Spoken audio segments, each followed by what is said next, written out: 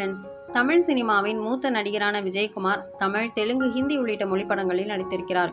1961 வெளிவந்த சீரி வள்ளி என்ற திரைப்படத்தில் முருகனாக நடித்திருந்தார். இவர் சுமார் 400க்கும் மேற்பட்ட திரைப்படங்களில் நடித்துள்ளார். குறிப்பாக மிகவும் கௌரவமான கதாபாத்திரங்களில் நடித்த மக்களின் மனம் கவர்ந்த நடிகராக பார்க்கப்பட்டார். முத்துக்கண்ணு என்ற பெண்ணை திருமணம் செய்து கொண்ட இவர் அவரை விவாகரத்து செய்துவிட்டு நடிகை மஞ்சுளாவை காதலித்து திருமணம் செய்து கொண்டார். முதல் மனைவி முத்துக்கண்ணுக்கு பிறந்தவர்கள்தான் அனிதா, கவிதா, அருண் விஜய். இரண்டாவது மனைவி மஞ்சுளாவுக்கு பிறந்தவர்கள் பிரீதா, வனிதா, ஸ்ரீதேவி. இந்நிலையில் விஜயகுமார் தனது முதல் மனைவிக்கு பெரிய துரோகம் செய்ததாக பிரபல பத்திரிகையாளர் பைல்வான் ரங்கநாதன் பேட்டி ஒன்றில் கூறி பெரும் பரபரப்பை ஏற்படுத்தியிருக்கிறார். அதாவது மஞ்சுளா திரைத்துறையில் நட்சத்திர நடிகையாக ஜொலித்தவர். அவர் படங்களில் நடித்து பல கோடி சொத்து சேர்த்து வைத்திருந்தார். மஞ்சுளாவின் மனதை மயக்கி மறுமணம் செய்து கொண்ட விஜயகுமார் அவரின் சொத்துக்களில் ராஜ வாழ்க்கை வாழ்ந்தார். ரஜினிகாந்தை வைத்து கை கொடுக்கும் கைப்படம் தயாரிப்பதற்காக குட்லக் தியேட்டரை விற்றார் விஜயகுமார்.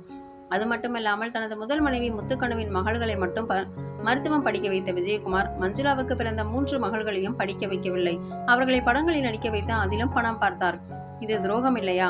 ஒரு கண்ணில் வெண்ணையும் மறு கண்ணில் சுண்ணாம்பையும் வைத்துக் கொண்டவர் விஜயகுமார்